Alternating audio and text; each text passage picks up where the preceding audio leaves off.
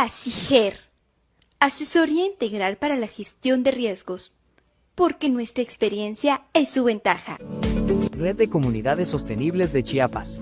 Ciencia y tecnología con una mirada humanista para la igualdad sustantiva. Gorditas Don Rafita. Las de convivencia. Llenitas de sabor. Presentan. Bienvenidos sean a Biosfera Podcast, un programa dedicado al periodismo ambiental y la divulgación de la ciencia. Noticias, reportajes, entrevistas y algo más. Conducido por el periodista ambiental Carlos Jiménez. Biosfera Podcast, Biosfera Podcast. Muy buenas tardes tengan todos ustedes, son las 3 de la tarde de este miércoles 22 de enero del año 2025 y es un gusto darles la bienvenida a la emisión número 142 de Biosfera Podcast, un espacio enfocado, especializado en el periodismo ambiental y la divulgación de la ciencia. Hoy les hemos preparado un tema muy interesante que nos han sugerido con estas variaciones de clima que estamos teniendo de manera ya muy frecuente sobre territorio nacional. Ahorita estamos resintiendo los efectos del Frente Frío número 24 que ha provocado el descenso drástico de la temperatura, al menos aquí en el sureste de la República Mexicana, en la ciudad de Tuxtla Gutiérrez, donde se genera esta señal para todo México y para todo el mundo. El tema del día de hoy es cómo afectan las variaciones climáticas a la vida silvestre, particularmente del estado de Chiapas. Y antes de presentar a nuestro invitado, yo quiero compartir con ustedes los siguientes datos sobre el estado de Chiapas. Es el estado más al sur de México, en la frontera con Guatemala. Es una de las regiones con mayor biodiversidad de las Américas, donde habitan diferentes culturas y poblaciones originarias. Les comento que a nivel nacional es el segundo estado biodiverso de toda la República Mexicana. Desde el oeste del Pacífico hacia el norte se aprecian densos manglares, bosques templados en la Sierra Madre y los Altos de Chiapas, así como bosques tropicales y planicies de inundación en las tierras bajas, como la selva lacandona y el norte del estado. A su vez, también Chiapas alberga una gran cantidad de vida silvestre, como las especies que se encuentran lamentablemente en peligro de extinción, como el quetzal, los tapires y los jaguares. Estas características han convertido al estado de Chiapas en uno de los paraísos naturales más preciados de nuestro país. Chiapas también es considerado el guardián del futuro del agua en México, ya que abastece del vital líquido al 30% del país. La fuente de esta agua proviene de la Sierra Madre, el punto más al norte del corredor mesoamericano, considerado uno de los bosques nubosos más ricos de México, que se extienden hacia Guatemala y Honduras. Estos ecosistemas increíblemente fascinantes se caracterizan por sus abundantes lluvias y nieblas espesas que son atrapadas por los bosques que retienen el agua y la van liberando poco a poco a los afluentes de los ríos. Sin embargo, debido a la deforestación, la expansión del cultivo del café, el cambio climático y obviamente el cambio de uso de suelo, estos bosques se han convertido en uno de los ecosistemas más vulnerables del mundo. Y concluyo, aunque los efectos de un clima en constante cambio no afectan exclusivamente a los bosques nubosos de Chiapas, este estado, el estado de Chiapas, ha sido particularmente deteriorado. Ha perdido el 55% de sus bosques nativos, que fueron deforestados fundamentalmente por la producción de café, maíz y la ganadería, que ocupan un tercio de la superficie terrestre del estado. Y si esto le sumamos que la fauna ha sido terriblemente afectada, pues la ecuación está casi completa y es una cuestión de años para que veamos consecuencias funestas para quienes habitamos el estado de Chiapas. ¿Cómo afectan las variaciones climáticas a la vida silvestre del estado? Para ello, me permití invitar a un gran amigo, el doctor Roberto Luna Reyes, a quien tengo el honor, tengo el gusto de contar con su amistad desde hace muchísimos años. Estimado Roberto, qué gusto saludarte. ¿Cómo estás? Muy bien, muchas gracias. Muchísimas gracias, Roberto. Hago memoria. Hace muchos años, cuando tuvimos la oportunidad de coincidir en los medios de comunicación, entrevistarte y esto, estabas muy involucrado con la investigación de los anfibios. Hoy me sorprendo porque estás al frente, eres el coordinador de la colección zoológica regional de la Secretaría del Medio Ambiente e Historia Natural. Platícame un poco al respecto. Bueno, sí, soy responsable de la colección de anfibios y reptiles, que depende de la Dirección de Áreas Naturales y Vida Silvestre de la Secretaría de Medio Ambiente e Historia Natural. Como mencionaste, desde hace varios años estamos trabajando con los anfibios, primero en la Red para la Conservación de Anfibios en Chiapas, y que, como mencionas, en algunas de las semanas pues participamos activamente y divulgamos la importancia de este grupo de organismos, tanto y dando información sobre su riqueza, su problemática también. Entonces, esa fue la interacción que tuvimos con la divulgación, en este caso de los anfibios. Muy bien. Pero para que se den una idea ahora sí que del calibre del invitado que tenemos el día de hoy, me voy a permitir leer una breve semblanza de lo que ha sido la trayectoria del doctor Roberto Luna, biólogo y maestro en ciencias biológicas por la Universidad Nacional Autónoma de México, candidato a doctor en el doctorado de Ciencias en Desarrollo Sustentable en la UNICACH. Actualmente es investigador en la colección zoológica regional de la Dirección de Áreas Naturales y Vida Silvestre de la Secretaría del Medio Ambiente e Historia Natural. Ha coordinado 5 proyectos de investigación y participado en por lo menos 10. Ha presentado más de 100 ponencias en congresos, reuniones y simposios nacionales. Le han publicado 55 contribuciones entre artículos, notas científicas, incluyendo 4 libros, 6 capítulos de libros y 25 fichas técnicas. Entre otras cosas, él es Roberto Luna Reyes. Y entrando en materia, estimado Roberto, me has de estar escuchando que tengo problemas aún de la garganta en estos 22 días que llevamos de este año por estos cambios tan abruptos que hemos tenido de temperatura en la ciudad de Tuxtla Gutiérrez. Si esto lo resentimos los humanos, que tenemos la posibilidad de pues acceder al médico, que me siento mal, está el tecito, y bueno, podemos ver por nuestra salud. ¿Qué pasa con la vida silvestre en Chiapas? Ellos, estos organismos, pues se guían por instinto. Ellos tienen conductas que son instintivas de acuerdo a determinada especie. ¿Cómo afectan estas variaciones climáticas? Que yo me atrevería a decir que son consecuencia de este fenómeno llamado cambio climático. Bueno, voy a comenzar platicando sobre el grupo que estudio, que son los anfibios, aunque también estudio los reptiles, pero en el caso de los anfibios, pues estos organismos son llamados ectotérmicos, o sea, no tienen un mecanismo interno para controlar una temperatura constante, entonces dependen de las variaciones del medio donde viven y se ajustan a estas variaciones, pues siempre que sean tolerables.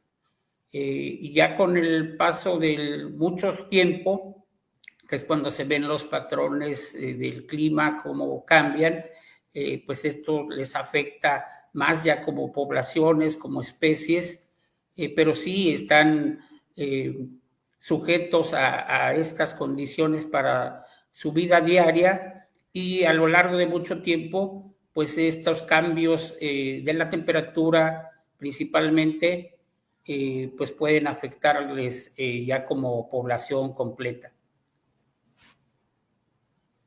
Muy bien, muy bien. Hablar de efectos del cambio climático, bien lo apuntas, obedece este fenómeno a periodos muy largos de tiempo. donde la Tierra ha sufrido varios escenarios de cambio climático a lo largo de esos 4.500 o más millones de años que aseguran los científicos tiene de vida nuestro planeta.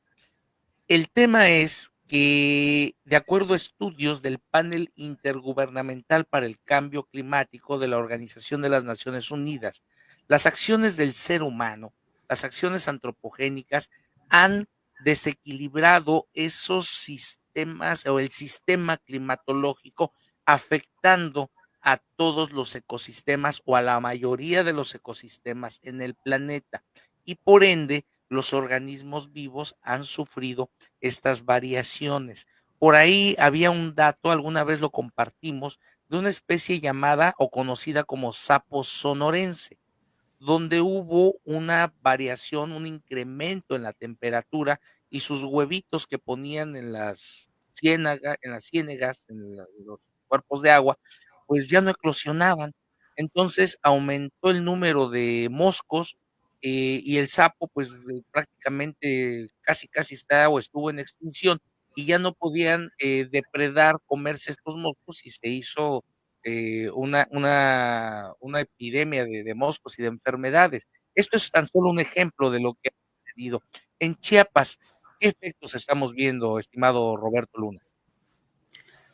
Bueno, hay que comentar primero que pues a lo largo del tiempo, podríamos hablar del tiempo geológico, pues ha habido cambios pues en el clima y cambios en la conformación de la Tierra, pero actualmente por las actividades antropogénicas, pues esos cambios pues se han exacerbado, se han incrementado notablemente y obviamente que esto ha afectado a grupos de organismos, principalmente, por ejemplo, los anfibios son de los grupos más vulnerables porque, como te decía, dependen de esa temperatura ambiente y además viven en lugares muy particulares, con condiciones muy particulares y todos los cambios que se den en esas condiciones pues son perjudiciales.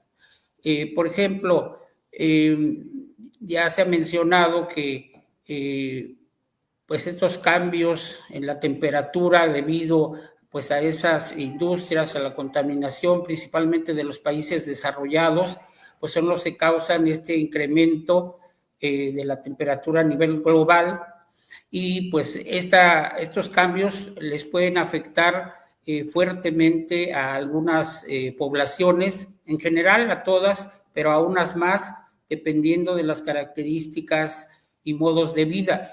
En el caso de los anfibios, te decía que son uno de los grupos más amenazados, el más amenazado de los vertebrados terrestres.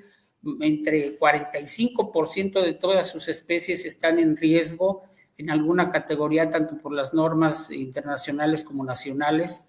Y entonces estos organismos, principalmente los que están asociados a zonas altas, bosques montanos y submontanos, principalmente bosques mesófilos de montaña, bosques de pino encino y otras selvas como las que tenemos aquí en Chiapas, pues viven en ciertas condiciones ambientales y se van ajustando a estas condiciones a lo largo de muchos años, miles de años, incluso millones de años. Y entonces estos cambios que se dan por todas esas actividades humanas, pues son demasiado rápidos y demasiado drásticos y no les permiten ajustarse y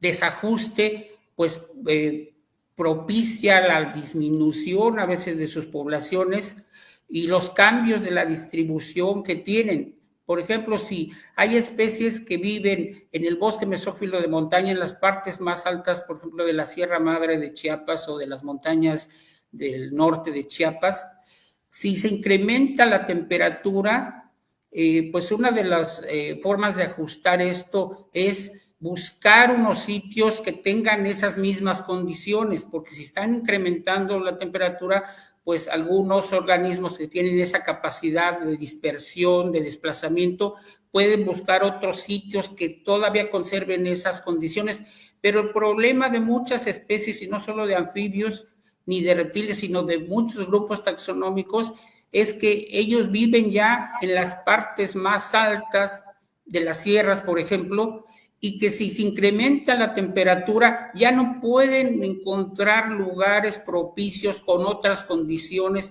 a las que están ellos acostumbrados. Entonces prácticamente si bajan hacia las partes más subtropicales o tropicales, pues no se van a poder ajustar y ya no hay para arriba, en ese gradiente altitudinal, ya no hay sitios donde encuentren esas mismas condiciones y entonces, a pesar de que las áreas naturales protegidas estén conservando la vegetación original, por esas variaciones en la temperatura pueden disminuir o incluso extinguirse las poblaciones, principalmente de alta montaña, de diferentes grupos de organismos. Y no decía nada más de los anfibios, pueden ser escarabajos, pueden ser crustáceos, pueden ser igual grupos de orquídeas, de todos los grupos taxonómicos presentan la misma situación.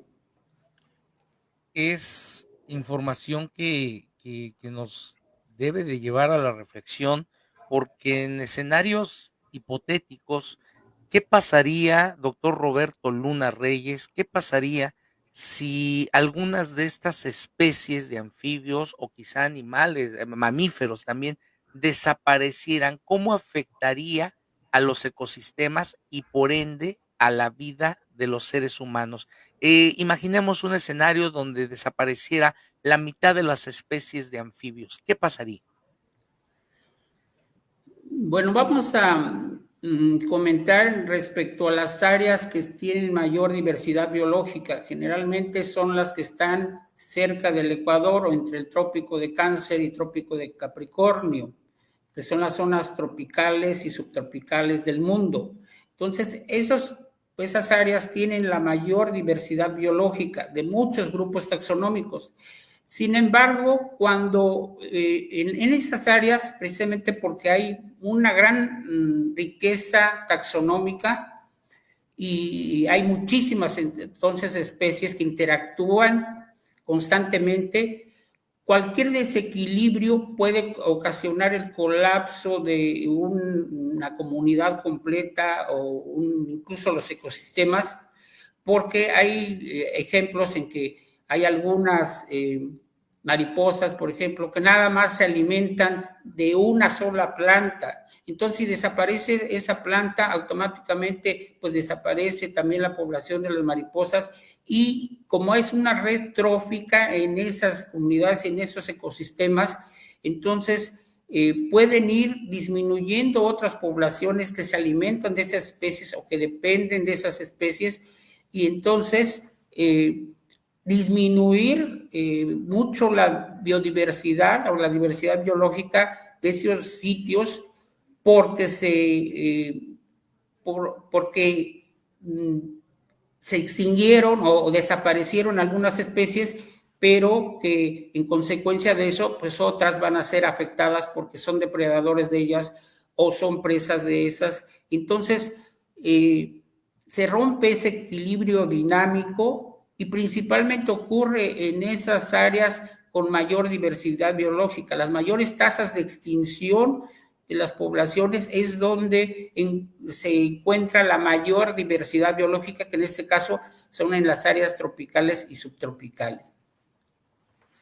Ahí está la información que comparte nuestro invitado del día de hoy en Biosfera Podcast, el doctor Roberto Luna Reyes. Yo quiero agradecer especialmente a Marijane Maza, de la Unidad de Comunicación Social de la Secretaría del Medio Ambiente e Historia Natural, por el gran apoyo que nos ha brindado para la realización de esta emisión, donde estamos abordando el tema sobre cómo afectan las variaciones climáticas a la vida silvestre de Chiapas, donde hay varios endemismos. Dentro de los anfibios, ¿hay endemismos en Chiapas también, Roberto? Sí, de hecho, como comentabas, el estado de Chiapas pues es el segundo más rico o biodiverso de México, y obviamente muchas de sus especies pues son endémicas del estado. Entonces, en ese caso, bueno, casi siempre se dice que solo es superado por el estado de Oaxaca, que tiene una topografía también muy variada, climas diferentes, regiones fisiográficas también, y tienen una historia geológica probablemente más complicada que el mismo Chiapas. Entonces, eso tiene que ver con esa riqueza de especies y de la cantidad de endemismos que hay. Por ejemplo, en el estado de Chiapas, pues su biota, o sea, considerando flora y fauna, está conformada, tiene diferentes orígenes. Hay origen, una parte es de origen mesoamericano, otra parte es de origen antillano, otro es la parte neártica de México. Entonces hay muchos componentes que contribuyen y se influyen principalmente en ese nodo biogeográfico que está conformado por los Chimalapas, el Uxpanapa y la Sierra del Ocote. Entonces ahí confluyen muchos grupos taxonómicos y también por eso tienen una gran cantidad de especies endémicas esas regiones. Entonces eso tiene que ver con su historia geológica, pero también por esas capacidades que tienen para dispersarse los organismos, principalmente en ese sentido sería.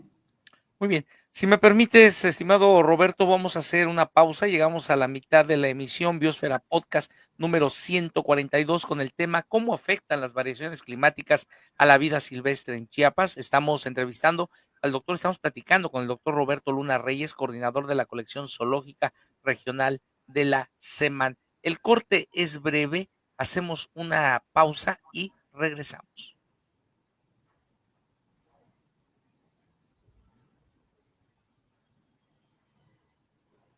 Bienvenidos sean a Biosfera Podcast, un programa dedicado al periodismo ambiental y la divulgación de la ciencia. Red de Comunidades Sostenibles de Chiapas. Ciencia y tecnología con una mirada humanista para la igualdad sustantiva.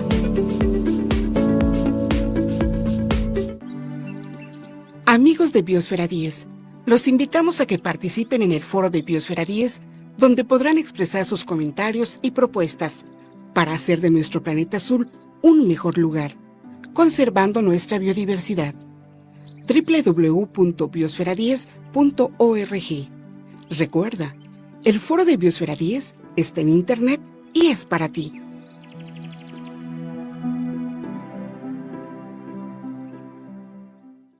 Solo después de que el último árbol sea cortado, solo después de que el último río sea envenenado, solo después de que el último pez sea apresado, solo entonces sabrá uno que el dinero no se puede comer.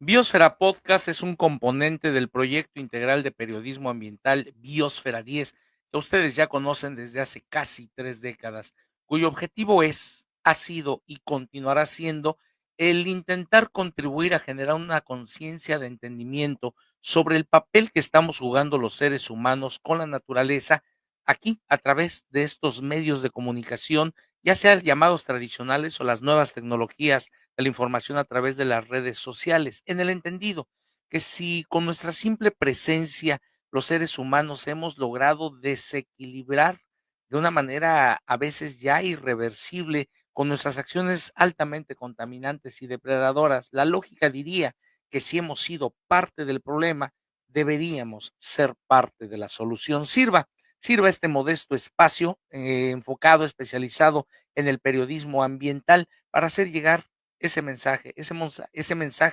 para empezar a adoptar acciones, para empezar a realizar acciones en lo individual que tengan un efecto colectivo. Hoy estamos platicando con el doctor Roberto Luna Reyes, coordinador de la colección zoológica regional de la Secretaría del Medio Ambiente e Historia Natural. Y yo quiero agradecer a Iván Galvez Gómez, que nos está sintonizando desde San Juan, Cancún. También Carlos Mauricio Cruz Durante nos está sintonizando en algún lugar del estado de Chiapas, y Mario Pérez nos está viendo. Saludos también a Elizabeth Mora, allá en Pichucalco, y Raúl Orantes en Cintalapa. Y Raúl dice, es insultante el que continúen depredando y deforestando las zonas boscosas de Cintalapa. Yo veo muchas aves muertas y veo tlacuaches y veo mapaches que están muertos. Tal pareciera que no tenemos conciencia los seres humanos. Esto comenta Raúl Orantes desde Cintalapa, estimado Roberto. Y aquí el componente humano, el componente antropogénico, ha sido un factor innegablemente de desequilibrio en esta ecuación. Roberto, ¿cómo hemos incidido los seres humanos en este desequilibrio climatológico? Bueno, de las acciones del ser humano, pues depende los cambios, que sean para bien o para mal.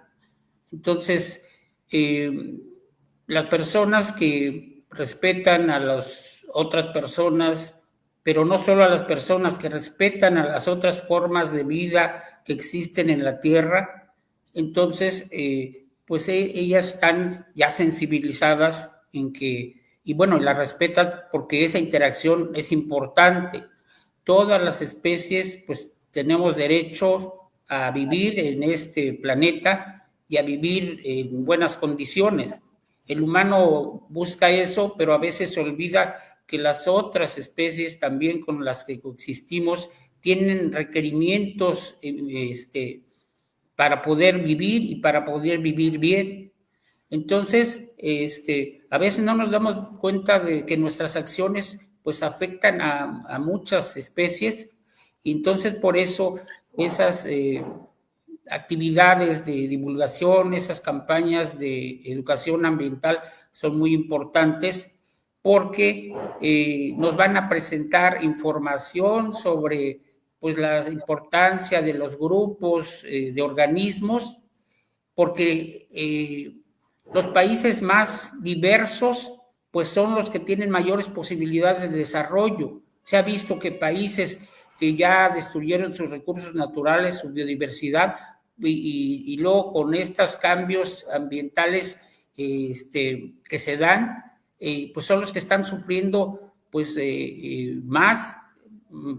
Por ejemplo, ponemos el caso de Haití, que fue el primero que logró su independencia, pero esa independencia pues no fue económica, ni no fue ambiental tampoco, y para mantener a su población ha tenido que pues prácticamente aprovechar de mal forma sus recursos naturales, y ahora prácticamente no tiene biodiversidad importante que le permita el desarrollo de su país y el incremento de las condiciones de vida adecuadas para su población, y dependen ahora de los apoyos que les pueda proporcionar otros países. Entonces es muy importante recalcar que no conservamos nada más por conservar. Toda esta conservación de la diversidad biológica pues tiene que ver con que el ser humano, en este caso, tenga mejores condiciones de vida, ¿sí? Y que esas condiciones buenas permeen a toda la población de los diferentes grupos sociales, diferentes estratos. Entonces, solo cuando la conservación pues está enfocada a resolver también esas condiciones de vida de las poblaciones que están cerca de esa biodiversidad, porque paradójicamente muchas de las poblaciones que conviven frecuentemente con la mayor parte de esa biodiversidad en las zonas montañosas son los que tienen mayores carencias, y los que viven no tan bien, porque pues esas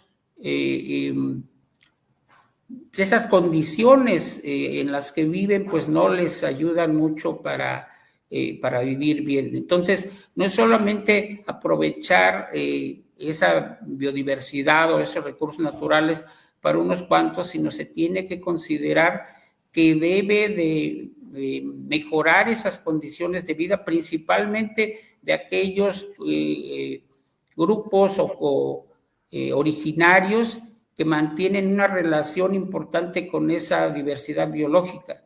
Y eso también se nos ha olvidado. A veces hemos mencionado que son los responsables de los problemas ambientales, pero que no tienen ni las condiciones mínimas o básicas para vivir bien. Y entonces, pues ellos sobreviven con lo que pueden. Y entonces tenemos que voltear ahora a esas comunidades, muchas de ellas indígenas, que tienen una relación importante porque viven ahí cerca de esas áreas con alta biodiversidad donde viven las especies endémicas, y tenemos que lograr que se sumen a esas actividades de conservación, pero eso solo se va a lograr cuando se incremente la calidad de vida también de esas personas y de sus comunidades. Entonces, no debemos de olvidar que los países que tienen una alta diversidad biológica, pues pueden desarrollarse bien y lograr un beneficio para su población. Y bueno, y los países desarrollados, pues si no tienen esa biodiversidad, pues traducida, por ejemplo, en materias primas, pues la compran de los que sí la tienen, y entonces por eso les interesa que otros pueblos conserven su biodiversidad para que ellos puedan indirectamente aprovecharla por compra u otras formas. Están los apuntes del doctor Roberto Luna Reyes. Tenemos comentarios de nuestro público que nos está haciendo el honor de sintonizarnos. Carlos Mauricio Cruz Durante, excelente y muy buena información. Saludos al doctor Roberto Luna. Ahí están las felicitaciones y el reconocimiento de tu trabajo y a la información. Carlos Mauricio Cruz Durante hace estos comentarios, estimado Roberto. También nos está sintonizando Odeta Cervantes de la Comisión Nacional de Áreas Naturales Protegidas. La última vez que vi a Odeta estaba al frente de la reserva La Frailescana, no sé dónde anda ahorita, pero un saludote a la estimada Odeta. Mario Ahora Pérez. está en el Ocote. Ahora está en el Ocote, vaya, que por cierto es una de las reservas tan bonitas, tan llenas de vida que posee el estado de Chiapas. Y hablar de reservas hasta hace algunos años para muchos era un tema que decían, ¿cómo va a ser? ¿Cómo van a delimitar espacios naturales? La naturaleza es para todos. Y hoy yo lo digo a título propio, qué bueno que se tomaron estas iniciativas y hoy podemos todavía en pleno siglo XXI ver estas grandes extensiones llenas de naturaleza, llenas de biodiversidad y ver ahí algunas especies animales, si tenemos la suerte de verlas, y se conservan en muy buen estado de conservación estas áreas, estimado Roberto.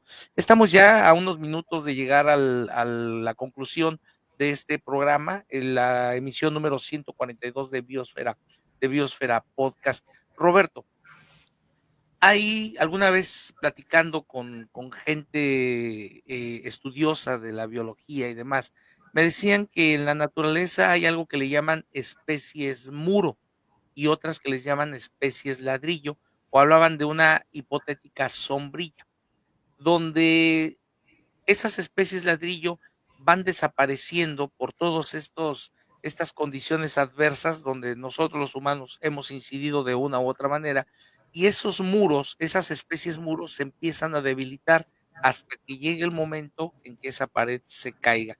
Y estoy hablando específicamente de un ejemplo que ha estado en boga en los últimos años, la desaparición de algunos artrópodos como las abejas. Eh, Son polinizadores por excelencia, no son los únicos, pero los más importantes. Y Chiapas ha perdido una gran cantidad de cientos de miles de hectáreas. Pierde cada año cientos de miles de hectáreas de zonas boscosas, de vegetación y demás. ¿Qué pasa con las abejas? Si nos puedes comentar a causa tanto del factor antropogénico como del cambio climático, estimado Roberto. Bueno, antes quiero mencionar que una de las estrategias importantes y que han funcionado bien son la creación, establecimiento y manejo de áreas naturales protegidas, tanto federales, que tienen una superficie más grande, o las estatales también, que no por ser pequeñas son menos importantes. Algunas de ellas tienen una gran riqueza de especies comparable con las federales y especies endémicas también. Entonces, esa estrategia de conservación pues está funcionando, se debe de seguir apoyando el establecimiento de áreas naturales protegidas, considerando que ya no hay muchas áreas que proteger. Entonces, ahora también, además de las áreas federales y estatales, se está buscando áreas destinadas voluntariamente a la conservación que permitan conectar a las áreas estatales y a las áreas federales también, y que pues permitan el flujo de los organismos, la dispersión de organismos en esas áreas geográficas.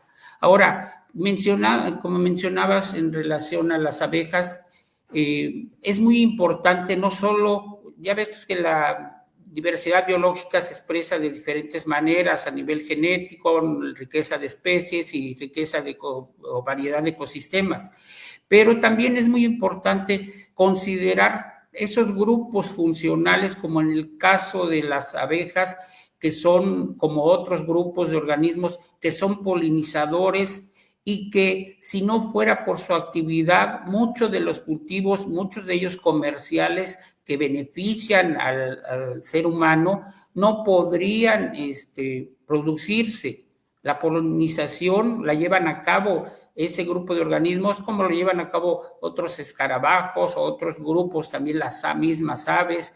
Entonces tenemos que voltear no solo a ver pues los grupos taxonómicos, sino la función que desempeñan esos grupos taxonómicos, porque hay una función ecológica muy relevante, además de la función taxonómica, que es ya la historia evolutiva que representan esos grupos. Ahora, me acordé de lo que mencionabas del sapo de Sonora, que ha modificado sus tiempos de reproducción, y ya se ha documentado que en varias especies, no solo de anfibios y de otros grupos, se modifican los tiempos en que se reproducen. A veces se adelanta la época reproductiva, llegan antes a los lugares donde se reproducían y obviamente no encuentran las charcas en donde van a depositar sus huevos, y por consiguiente pues no los depositan, disminuyen esas poblaciones y a veces pueden incluso extinguirse completamente. Y lo mismo pasa en las plantas. Algunas plantas florean antes ya precisamente por todos esos cambios ambientales que se dan. Y bueno, y se han hecho estudios, principalmente ahora los estudios modernos del modelaje de nicho ecológico, de distribución de especies, en donde se ha visto que las especies endémicas, pues si se proyecta a 50 años o a 100 años, estas tienden a disminuir drásticamente sus áreas de distribución, al contrario de lo que pasa con las especies exóticas invasoras, que esas amplían su distribución. Por ejemplo, yo vi con un estudiante que hizo su tesis con unos escarabajos que son responsables de la pérdida de masa forestal de árboles, porque se puede decir que afectan a los troncos y secan a los árboles, y se vio que esas especies, en esos modelajes, se vio que esas de su área pequeña que tienen, si los proyectamos al futuro, a unos 50 años, ya van a estar ampliada toda su distribución en todo el estado, incluso más allá de las fronteras, porque no reconocen esas fronteras artificiales, estas especies. Entonces, sí es muy importante considerar todos estos cambios que se dan por ese incremento de la temperatura, por efecto de los gases de invernadero y obviamente por los cambios climáticos que si bien se pueden haber presentado a lo largo de la historia de mucho tiempo, ahora pues son más drásticos y ya no se pueden ajustar tan rápido con lo que se menciona como la adaptación. La adaptación es en miles o millones de años y ya las especies pues, no pueden ajustarse en 5 a 10 años, que es lo que lleva la destrucción de un bosque, la transformación por efecto de la ganadería y de la agricultura. Entonces, tienen que ajustarse rápido y si no, pues disminuyen sus poblaciones a tal grado que puedan extinguirse y eso está pasando con muchas especies de diferentes grupos taxonómicos y no solamente en México, sino en todas las partes del mundo, porque este es un problema global. Así es, estimado Roberto. Oye, tenemos algunos comentarios ya en la recta final de esta emisión de Biosfera Podcast y precisamente Odeta Cervantes nos dice, excelente tema y exposición. Saludos al doctor Roberto Luna y estimado Carlos. Muchas gracias, querida Odeta. Un abrazo donde quiera que te encuentres. Jordaín Alvarado desde Tapachula. Saludos cordiales. Gracias por compartir este tipo de contenido. Y dice, agrega Odeta, así es, relevante la protección y cuidado de las abejas. Y Jordaín hace una pregunta. ¿Cuáles serían las nuevas alternativas para estudiar, analizar y describir la biodiversidad de artrópodos a sabiendas del efecto del cambio climático, doctor Roberto Luna? Bueno, ahí también hay un problema porque este grupo taxonómico pues es de los más ricos, los más diversos, pero también de los más desconocidos. A veces los estudiantes quieren emprender una tesis sobre cierto grupo taxonómico y no encuentran información. A veces pueden determinarlos taxonómicamente solo a familia o a subfamilia. ¿Por qué? Porque se necesitan estos estudios de sistemática y estos estudios que permitan diferenciar no solo morfológicamente a los organismos, sino también ya considerando pues estos estudios modernos que se basan en marcadores moleculares, DNA principalmente, y que permiten ya delimitar mejor a estas especies, pero pues sí se necesita que haya un mayor número de especialistas, taxónomos, sistemáticos, para que se pueda determinar esta riqueza taxonómica de muchos grupos que no se han estudiado. Comentaba que generalmente se tiene información y no suficiente y a veces ni actualizada de los vertebrados terrestres y de las plantas vasculares, pero con otros grupos de organismos es todavía falta mucha información al grado de que no se pueden determinar taxonómicamente, obviamente no se pueden describir y entonces no se pueden sumar a esa riqueza biológica que se tiene y también si no sabemos la riqueza biológica que hay de los diferentes grupos, tampoco los vamos a poder relacionar por su parentesco, a ver cuáles son más parientes entre sí y qué propiedades tienen algunos, si las comparten o no. Y eso es muy importante, no solo a nivel científico, sino que se puede aplicar para que el humano pueda desarrollar mejores formas de aprovechar de forma sustentable esta diversidad biológica. Muy bien. Agrega Jordaín Alvarado Robledo, en temas de DNA ambiental y DNA metabarcoding acoplado a artrópodos, cuente con un servidor.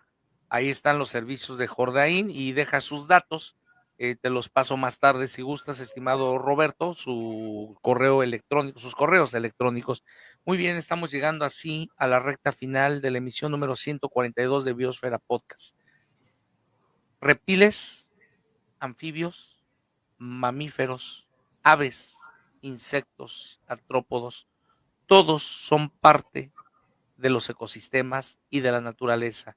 Los seres humanos nos hemos autoerigido de manera muy soberbia, como la cumbre de la evolución sobre el planeta Tierra, y saben, estamos jugando un juego muy peligroso, en una emulación como aquel juego de gángsters llamado la ruleta rusa, donde se ponía una bala en un revólver, le daban vuelta al barril y empezaban a jugar disparándose a la cabeza. Va a llegar el momento en que nos toque la bala en cuestión y no va a haber vuelta atrás. Estimado Roberto, muchísimas gracias, te mando un abrazo, muchas gracias por participar, que sea la primera pero no la última vez en este proyecto llamado Biosfera Podcast. Muchísimas gracias. Bueno, yo te agradezco mucho y la oportunidad de comentar algunos aspectos importantes sobre la riqueza, la diversidad biológica de Chiapas, y que solo estudiando bien a esta diversidad biológica podemos también hacer un uso sustentable de la misma y enfocado principalmente a lograr esa mejoría en la calidad de vida de los chiapanecos y de los mexicanos también, y obviamente de todo el mundo, por consiguiente. Al contrario, muchísimas gracias, estimado Roberto, te mando un abrazo. Gracias. Igualmente, muchísimas gracias a ti. Hasta luego. Ha sido el doctor Roberto Luna Reyes, coordinador de la colección zoológica regional de la Secretaría del Medio Ambiente e Historia Natural. Yo quiero agradecer enormemente a Rafael de la Cruz, el ingeniero Rafael de la Cruz, a Jordaín Alvarado, a José Antonio Roque Velázquez, al biólogo especializado en murciélagos, a Enid Moreno, que nos ha sintonizado, que nos ha estado viendo, y también a José Ángel Jiménez en algún lugar del estado de Chiapas.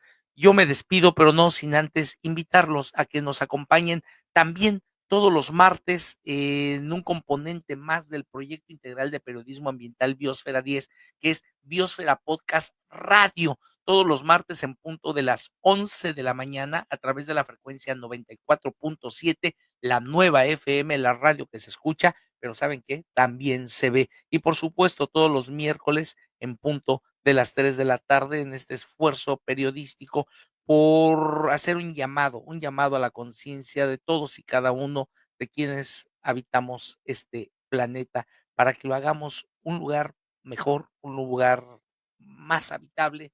Dejemos prácticas que están volviéndose ya contra nosotros, y bueno, así están las cosas. Y antes de despedirme, yo les comparto la siguiente frase de la tribu norteamericana de los indios Creek, ya extinta, que puede ejemplificar un irónico epitafio de lo que ha sido el paso de la raza humana por este planeta. Y dice más o menos así: el día que el último árbol sea talado, el día que el último río se seque, el día que el último pez sea apresado, ese día quizá nos daremos cuenta que el dinero no se puede comer. Esta reflexión nos la dejaban los indios Creek y hoy toma más vigencia que nunca. Mi nombre es Carlos Jiménez y antes de que caiga el meteorito, bye. ASIGER, Asesoría Integral para la Gestión de Riesgos, porque nuestra experiencia es su ventaja. Red de Comunidades Sostenibles de Chiapas. Ciencia y tecnología con una mirada humanista para la igualdad sustantiva. Gorditas Don Rafita. Las de convivencia. Llenitas de sabor. Presentaron